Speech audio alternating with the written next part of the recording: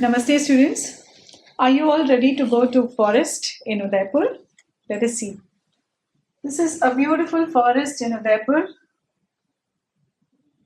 What a natural resource, a wealth of natural resources can be seen here. So what do we get out of the forest resources? We get so many things, right? So let us see. We get honey. There are a lot of other things like seeds and fruits, gum, lac, all these things that we get from the forest. Medicinal plants are there. Okay, so we are dependent on forest for so many things. The timber that we have, the wood, timber, thatch, everything we get from the forest. So it's richly supplied with so many resources there. We need to conserve these resources, and not only that, there are so many organisms that are living here in these in this forest. It's considered to be the biodiversity hotspot. When we call it as a biodiversity hotspot, there are a number of organisms and variety of organisms. So you can see variety of organisms. You will be able to see you will be able to see arthropods there. A lot of other organisms like mammals will be there, amphibians are there. So many varieties and diversity of organisms can be seen here in the forest. So it is a hotspot, it is a biodiversity hotspot. And if we take away these resources, if we start using up all these resources, exploiting the resources for our benefit, without thinking about the future generations, then we are going to create an imbalance there in the natural resource. Okay, so there will be an imbalance, ecological imbalance will be created. So many organisms are living in this natural resource that is there. It will be affected. Let us look into the stakeholders of the forest. There are 4 stakeholders in the forest, that is people. It consists of the people, local people who live in and around the forest I'm talking about. They are dependent on forest, so they are one of the stakeholders. Then we have industrialists that are there. They are also dependent on forest for the raw materials. We have Forest Department of India, our Government of India, the Forest Department, which takes and actually directly takes care of the forest. And the other one is the forest and wildlife activists. They are not taking anything from the forest, but they are managing the forest by taking care of the forest. Okay, so these are 4 stakeholders. Let us understand them little more in detail. Okay, so there are people who are living in and around the forest, and these people are dependent on the forest for the forest produce. That is, they are dependent on thatch, wood, firewood. You can see some of them are only listed here. These are the medicinal plants that are there, and fruits, nuts, all these things. They also take their cattle there inside the forest for grazing. So they are dependent on the forest for some or the other thing. Coming to the British, when Britishers were there, we actually had a very rich biodiversity in India. But when Britishers came, they started exploiting our resources. Ruthlessly, they exploited our resources, and over-exploitation happened at that time. They removed all these people who were living in and around the forest. They made them settle down in some other place, gave another area where they can settle down. From this area they removed, and they ruthlessly exploited the forest like anything. And while doing so, like you can see here, cutting down trees and all this happened at that time. And if trees are cut down, so many organisms are affected, biodiversity is affected, and ecological, as we said, that balance is getting affected. So that started from that time itself.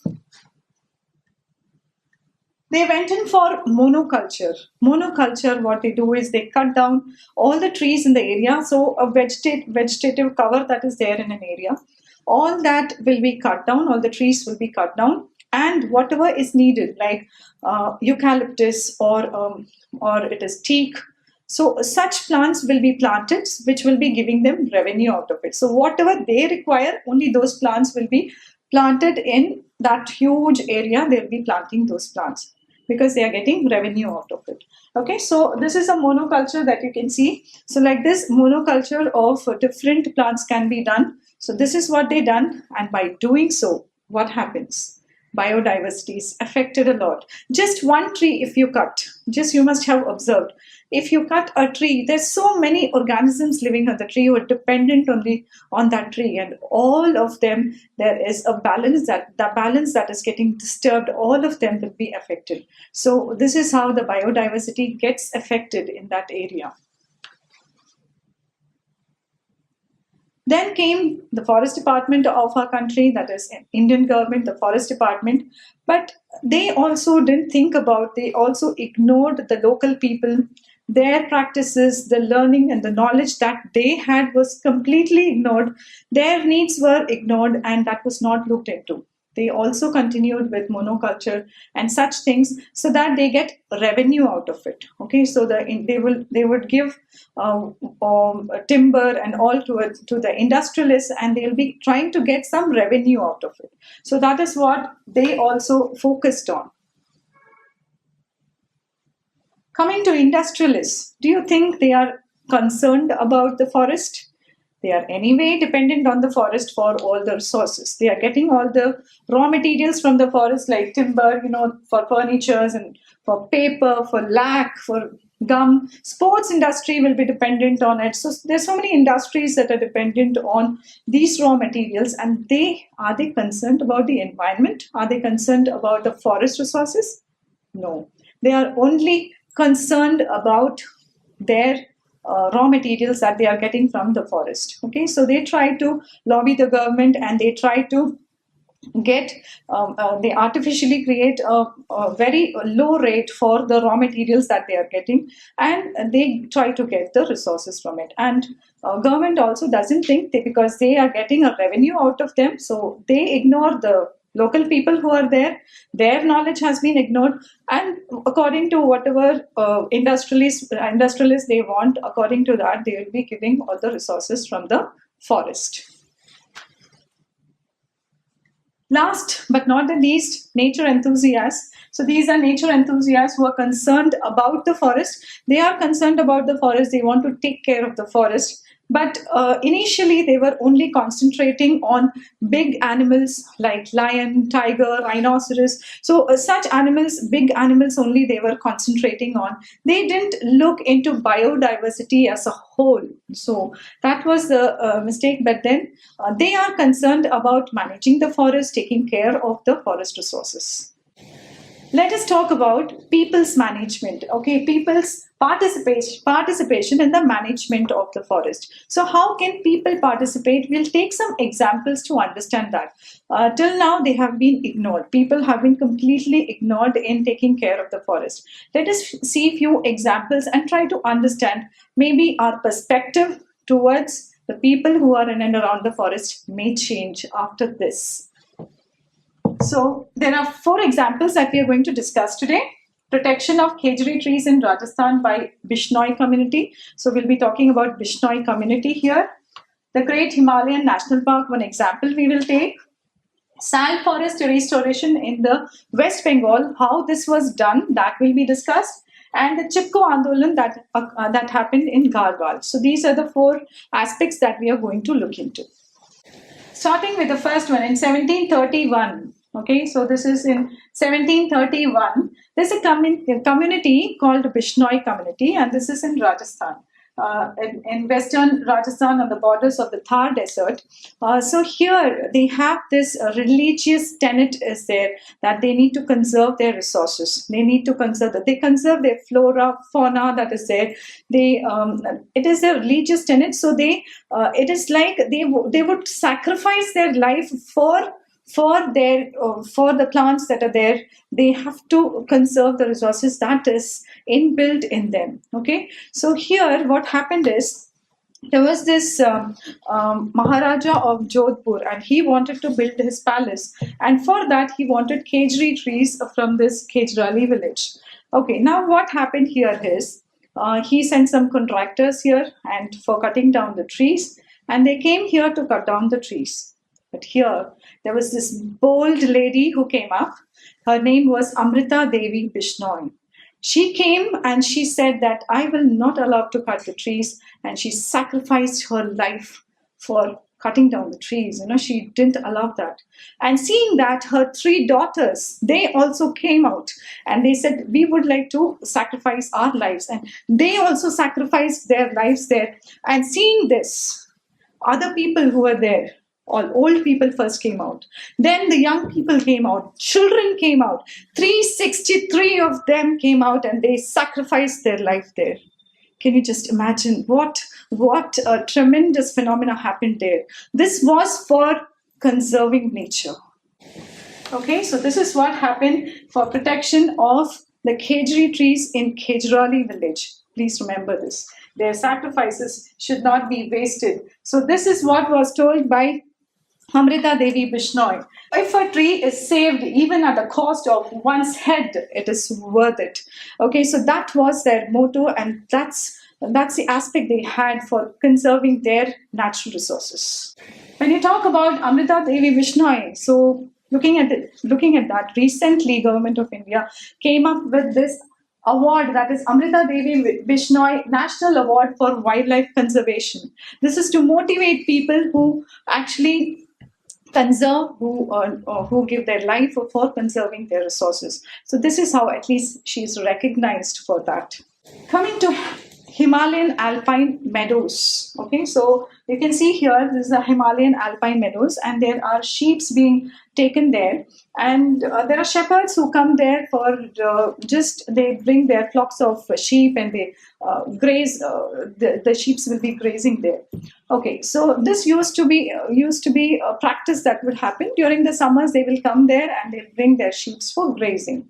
So what happens when they are grazing is they are actually pruning the leaves, the shoots from top. So this is going to help in growth of the plant. More growth will be occurring. So the grass that is growing, the pruning of that is naturally occurring here because of the sheep coming here in flocks and they are grazing there. Okay, so this was happening there, but then this was converted into a great wildlife sanctuary. It happened, and so the Himalayan alpine meadows, it was turned into a national wildlife sanctuary. So here the people were not allowed then. They were not allowed to come here with the shepherds were not allowed to come here with the sheep. So what happened was this grass started growing a lot and it started falling down. And because of that, this prevented again the other growth of grass. So this was prevented, and that area was almost the growth was not occurring, the grass was not growing well. So this is how it got, that area got destroyed. The other one is the Chipko Andolan, another very important, according to your exams also, normally asked question about Chipko Andolan. This happened in 1970. This is in Reni and Garhwal in Himalayas. Okay, so here also, there was always a conflict that was there between the people in that area and the contractor who was there. So contractor will send the people for workers for cutting down trees, and people will always object. So what this contractor did is, he sent his people. When he assured that men folk were not there, they were outside. At that time, he sent his contractors there. And when he sent the contractors there, but women folk, they were so bold. They all came out and they started hugging the tree. That's why it's called as a Chipko Andolan. They started hugging the trees and they said that we will not allow for felling or cutting down of trees, was completely avoided there. They came and they did not allow the contractor to cut down the trees. Okay, so this is what you see here, Chipko Andolan going on there. They did not allow for cutting down of the trees in their area. And surely contractor had to just go back without cutting down the trees. But this created a great impact. So impact of Chipko Andolan is what we're going to see. It forced the government to rethink their priorities in use of forest produce. Okay, so it forced the government. It actually this message spread like anything throughout the community, through media. It spread like anything, and everyone came to know about it, and thus government had to rethink its policies about how to take the forest produce. They had to rethink of cutting down trees and all that. So how to take care of the resources, all that they had to think about that. Next is participation of the people lead to efficient management of forest. This actually gave an example that people can actually take care of the forest. They can come forward and they can take care of the forest. So they should have a role. They have a role to play in taking care of the forest because they know the forest well. Okay, next. It taught the people that destruction of the forest affects, it is going to affect it. If the area or the trees in that area, if it is getting cut, surely that area will be affected. Availability of the forest products will be affected. Surely we are always selfish, so we think about what we are going to gain out of it. Not only that, it also affects the soil and water source. It is going to affect full ecological balance. All the organisms that are living there will be affected there.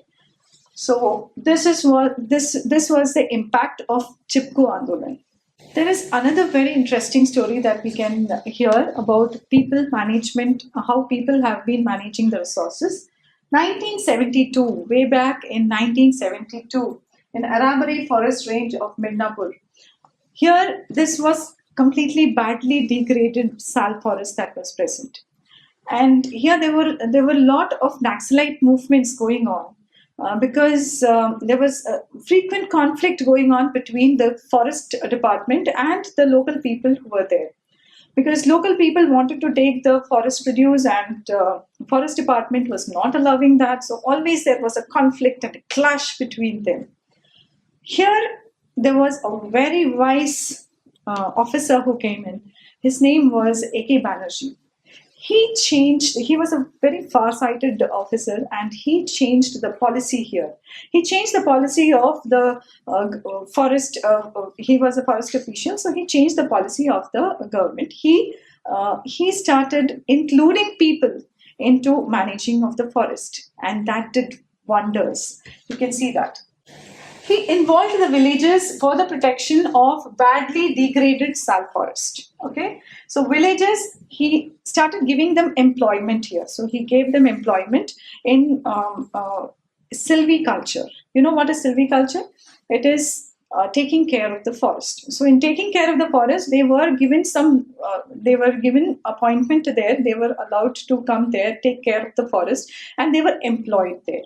Not only that, 25% of the harvest they could take out of the total harvest, 25% of the total harvest they could take it, and allowed fuel wood, fodder collection, all these things could be done with nominal fees. Okay, so the government was also not getting affected. At the same time, people also could participate, their needs were also met. A very wise decision taken by him. And what was seen is in 1983, forest recovered and it valued for rupees 12.5 crores. Okay, so that was something really good that happened and it was an eye-opener for everyone. And this gave a path for joint forest management. Joint forest management, then the government came to know, okay, we can actually bring in people, and people also, with the help of people, we can take care of the forest and conserve the forest resources, because people know how to take care of the resources. They would be, plucking trees, plucking the leaf, or they know how to pluck the things. They don't cut off the trees as such. For when they are plucking and all this, the pruning is occurring. Naturally, the growth of the plant is occurring. So they know how to take care of the resources, how to get the produce out of it. At the same time, they will be taking care of the resources also, right? So they are the people who know their forest well, so they should be surely included in this taking care of the forest resources. So that was an eye-opener there. And with this, we have completed those 4 aspects there. So let us see what we have learned today. We learned about forest is a biodiversity hotspot. You know that organisms that are living there, diversity of organisms are there, number of organisms living there are so many. So there is a balance that is there in nature. We as human beings, are we having any right to create an imbalance there? Just think about it. Next. Four stakeholders of the forest. So there are four stakeholders that are there in the forest. We know they are the people in and around the forest. Then there are industrialists that are there, government of India, the forest department that is there, and the enthusiasts, the nature and wildlife enthusiasts. So these are the four stakeholders that are there. Whom do you think can be given the power?